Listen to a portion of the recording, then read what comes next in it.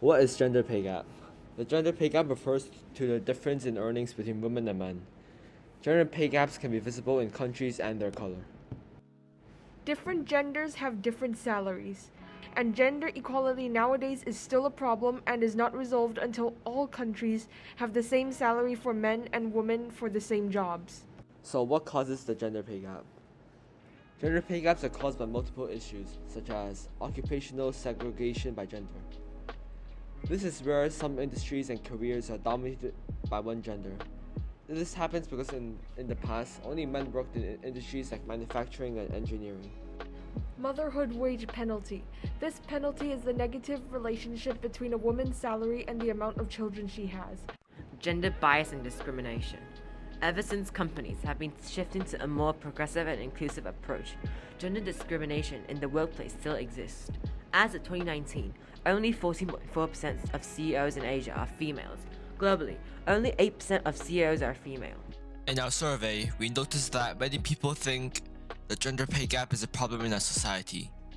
Many people think the gender pay gap is most visible in Africa and Asia. From a range from 1 to 10, people concluded the gender pay gap is an overall 7. Over half of the responders said the gender pay gaps are still a problem globally. And here are some examples of gender pay gaps in continents as of 2020. As you can see, the Middle East and North Africa is the worst performing region in the world, with Israel reaching 71% gender equality. In Yemen, they only have 49% of the gender pay gap resolved. How severe is the gender pay gap? In our research, we have found that gender pay gap is quite severe. 15 countries have reached a gender pay gap of over 50%, according to the Business Insider website.